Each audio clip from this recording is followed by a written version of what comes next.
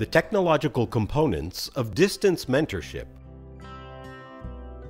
So we knew we wanted regular video, and then we knew we were going to need time to gather as a group, if you will, virtually, to be able to talk more about what their issues were, because sometimes it's hard to fully explain the coaching of what we're wanting to do through typing. And so we were able then to say, let's try for monthly meetings, see if it's reasonable for your team and see if it's reasonable for ours. We also recognized that we needed to communicate with each other as consultants, so we thought, oh, you know, what's out there? We don't have a lot of money. What could we pick that would allow us to build an electronic repository that would allow us as consultants to communicate, but also to communicate with our teams?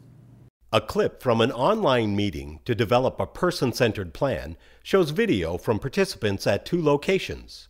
One consultant is in his office, while at the other location, several members of the team, including consultants, teachers, and a young girl in a wheelchair, are together in a classroom. There are notes about the meeting on the left side of the screen. And then we bought flip cameras for each of the teams that we were working with, and sometimes we would buy them for home too, depending upon, you know, if we wanted to make sure a lot of video was being taken at home because they were having concerns at home, and we wanted to make sure that it wasn't being left at school when it needed to be at home, and vice versa. So we bought 10 flip cameras and then would just farm them out to the teams. We knew that we needed regular video to be posted to the team collaboration site in order to be able to watch progress on whatever the strategy was or the skill or concept was that we were trying to impart onto the educational team. So we started adding things called like a team collaboration site or a wiki, okay? And we invite people, so we have more people talking together even though they can't be in the same time and space, you know? So we started taking the previous videotapes that we were sending us, or they were sending them, now they're being shared on one place.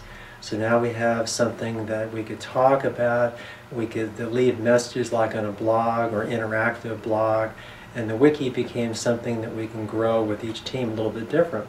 On the web page titled Blake's Wiki, we can see several folders and their contents.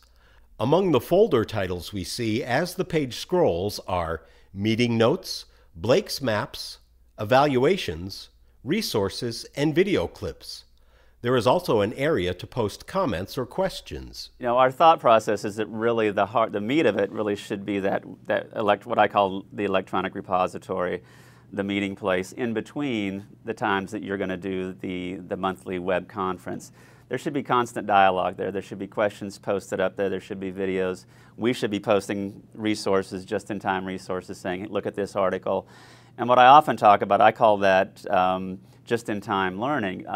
What we find is if we post a 4-page article, sometimes that's too much. We sometimes have to go through and say, read this paragraph from this article. We think it's relevant for what we're talking about here. The technology at first is up front. It's a little bit of a hindrance. Again, you're changing behaviors and changing, you know, the way you do business. But over time, our goal is really to have that technology fade, to make it almost automatic, that we know when we show up on a Friday at 10:30, we're going to be ready to go. And for the most part, it's that way. Fade to black.